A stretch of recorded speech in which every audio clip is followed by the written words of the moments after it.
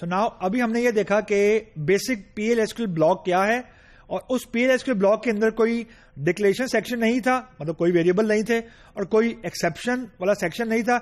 It was just a simple PL/SQL block, तो जिसके अंदर हमने बेसिकली एक एग्जीक्यूटेबल यानी रनेबल ब्लॉक हमने लिख के देखा, प्रोग्रामिंग का कोड लिख के देखा, एंड इट वाज रनिंग, और हमने उसको थोड़ी सी मैनिपुलेशन करके देखी थी कि how to look like when we try to display the messages on multiple line. So now it's time to move forward. अब थोड़ा ये देखते हैं कि PL/SQL के बेसिक प्रोग्रामिंग फंडामेंटल्स क्या हैं. तो अब जो सबसे पहला जो हम पॉइंट डिस्कस करेंगे वो ये होगा कि वेरिएबल डिक्लेरेशन इन अ PL/SQL ब्लॉक, जिसमें मैंने आपको भी डिस्कस इससे पहले जो हमारी डिस्कशन हुई थी उसमें हमने ये डिस्कस किया था कि PL/SQL ब्लॉक के अंदर the only place where we can declare a variable और variables is after declare and before begin. So look at the screen. अब ये एक PL/SQL का ब्लॉक है जिसके अंदर मैंने कुछ वेरिएबल डिक्लेयर किए, और वेरिएबल डिक्लेयर करने के बाद मैंने उन वेरिएबल्स को फिर बिगिन ब्लॉक के अंदर यूज करने की मैंने कोशिश की है.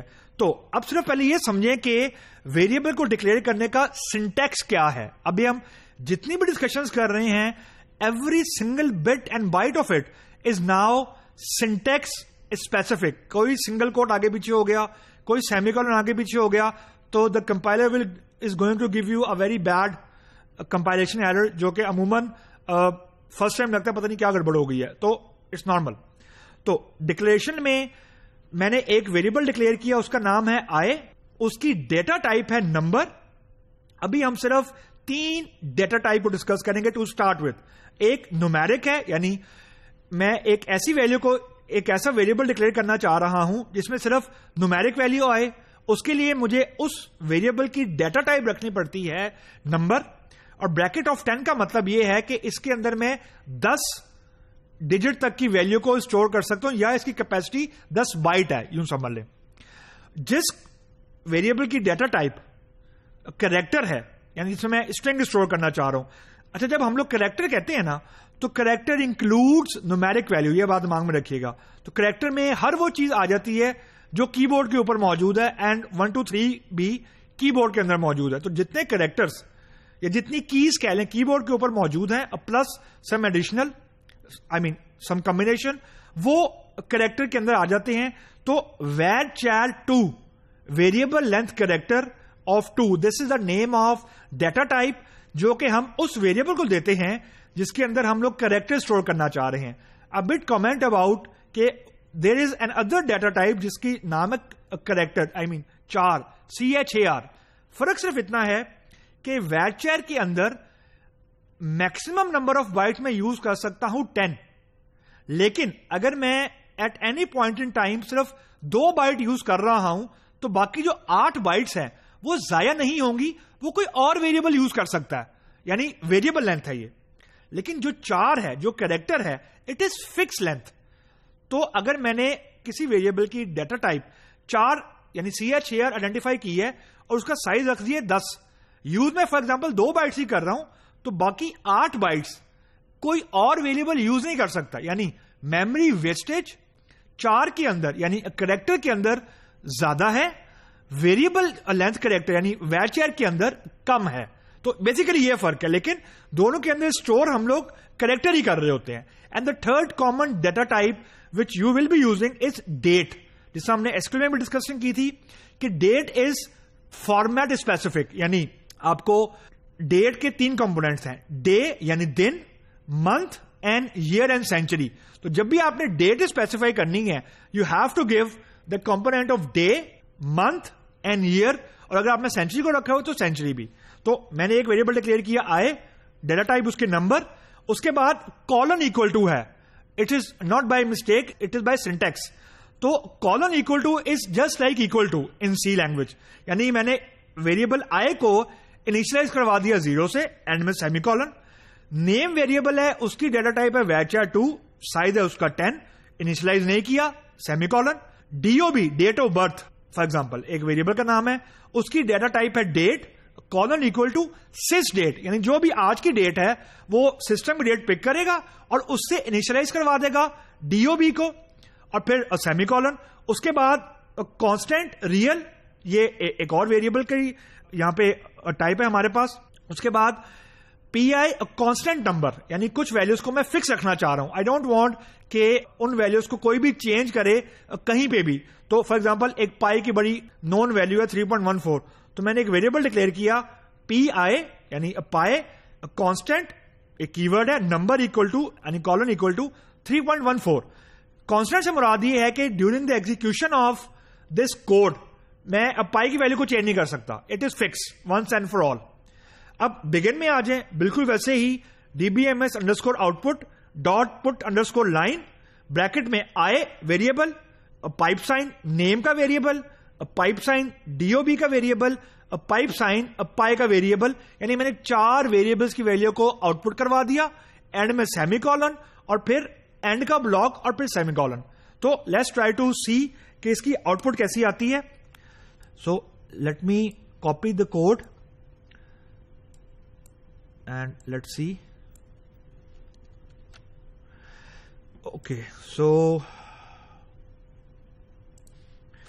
the code here we have is like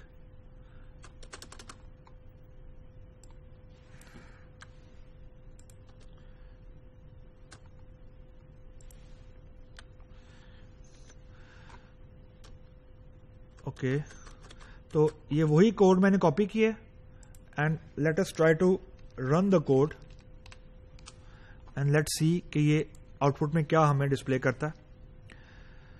तो आउटपुट में हमारे पास सबसे पहले, क्योंकि आई था, आई की वैल्यू हमने स्टोर करवाई थी 0, तो पहले ये 0 आ गया। उसके बाद हमने डीबीएमएस में लिखा था नेम, नेम में कुछ हमने स्टोर नहीं करवाया था तो उसने कोई डिस्प्ले नहीं किया, एक्चुअली नल वैल्यू आ गई। तीसरा था डीओबी। अब डीओबी में देखें today is 2nd of March, तो 03 इज फॉर मंथ, यानी दो कैरेक्टर्स हैं मंथ के लिए। 02 इज फॉर डे यानी दिन, एंड 2016 यानी ईयर एंड सेंचुरी, यानी फॉर्मेट हुआ 2 characters for day, 2 character for month, 2 character for day and 4 character for century and year. और उसके बाद मैंने डिस्प्ले करवाया था पीआई पाई, तो वो आ गया 3.14 समथिंग। तो यहां पे मैंने डिक्लेयर सेक्शन के अंदर वेरिएबल को डिक्लेयर किया और इनिशियलाइज किया। So now let's try to play around with the code and then see कि जो हम कह रहे थे कि जी मैं बिगिन के अंदर अगर वेरिएबल डिक्लेयर करता हूं, लेट्स सपोज मैंने वेरिएबल डिक्लेयर किया बी, उसकी डाटा टाइप रखी number, and I try to play with the compiler. अब मैंने बिगिन के अंदर एक वेरिएबल डिक्लेयर किया है और उसका नाम है बी। अब now let's compile the same code and see कि ये क्या करता है हमारे साथ। तो अब अब यहां पे देखें इसने एरर फेंका है, और आई मीन ये एरर नहीं एक्चुअली एक्सेप्शन है, क्योंकि अभी हम उसको एरर ही कंसिडर कर रहे हैं। Line 8 column 23, encounter the symbol number when expecting one of the following. अब वन ऑफ द फॉलोइंग में देखें बड़ी मजेदार चीजें आपको नजर आएंगी। उसने एक तो कोड को रिप्रोड्यूस कर दी है और यहां मैसेज उसने दिया है colon equal to bracket add percentage blah blah blah. तो द पॉइंट इज कि जो कंपाइलर होता है ना, वो आपको ये तो बता देता है कि जी एरर आ गया है, जो कि हमारे केस में आ गया है, लेकिन ऑब्वियसली रीजन नहीं बताएगा। इसी को तो डिबगिंग बोलते हैं कि you have to play around with the code कि जी हमने क्या गड़बड़ की है, and that's the tedious, I mean that's the harder component of a bigger problem कि आपने डिबगिंग करनी है। The more worst thing is के कोड किसी और ने लिखा है और डिबगिंग आपको करनी पड़ रही है, तो वो ज्यादा क्रॉनिक होता है, क्योंकि अपनी लॉजिक बंदे को समझ आ जाती है, लेकिन किसी और की लॉजिक को समझना और फिर किसी और की लॉजिक को समझ के डिबग करना, believe me it's a tough job. किसी और की कोड को डिबग करना it's not an easy task, ये मुश्किल काम होता है। एनीवे, तो बेसिकली ये एरर इसलिए आ रहा है कि मैंने बिगिन के अंदर एक वेरिएबल डिक्लेयर कर दी है और वो वेरिएबल मुझे डिक्लेरेशन अलाउ भी नहीं है बिगिन के अंदर। The moment I will remove it, it will compile and it will run. So just to see कि जो हम क्लेम कर रहे हैं वो सही भी है कि नहीं। तो now it's running. तो ये मैंने आपको एक प्रूफ ये भी दे दिया कि डिक्लेयर सेक्शन के अंदर ही वेरिएबल डिक्लेरेशन हो सकती है, वह और कहीं नहीं हो सकती। बिगिन में हमने करके देख लिया तो उसने एक बहुत अजीब किस्म का एरर लेके भेज दिया, तो सिर्फ आपने ये कोशिश करनी है कि एरर से भागना नहीं है, जो कि अमूमन शुरू के स्टूडेंट्स या इवन फ्रेश डेव यानी फ्रेश डेवलपर्स करते हैं, जो सॉफ्टवेयर इंजीनियर्स आते हैं, कि उनको फियर ऑफ एरर होता है कि एरर आ जाएगा तो पता नहीं क्या हो जाएगा। The best way to break the fear is कि आने दे एरर, और उस वक्त तक मत उठें जब तक एरर रिमूव ना हो जाए, चाहे आपको 24 घंटे क्यों लग जाए, इट डजंट मैटर। वो जो एरर रिमूव करने के बाद आपके पास कॉन्फिडेंस आता है ना, वो एक्चुअली आपका फियर ब्रेक करता है। तो एरर आने से अगर आप घबरा गए, then you are in the wrong degree program. Error से नहीं घबराना, नहीं ऐसा नहीं हो सकता कि आप कहीं मैंने प्रोग्रामिंग तो करनी है लेकिन दुआ करें कि एरर ना आए, ऐसा नहीं हो सकता। गलत कोड करेंगे तो सही होगा। मैंने अभी तक अपनी जिंदगी में कोई ऐसा इवन कोई एक्सपीरियंस प्रोग्रामर भी नहीं देखा जो फर्स्ट टाइम ही ऐसा कोड लिख दे जो एरर फ्री हो, जिसमें कोई बग ही ना हो। ऐसा कोई नहीं होता। वो हमेशा रिवीजन होती है कोड की, जिसको हम लोग रिफैक्टरिंग बोलते हैं, और improvement with the passage of time आती है।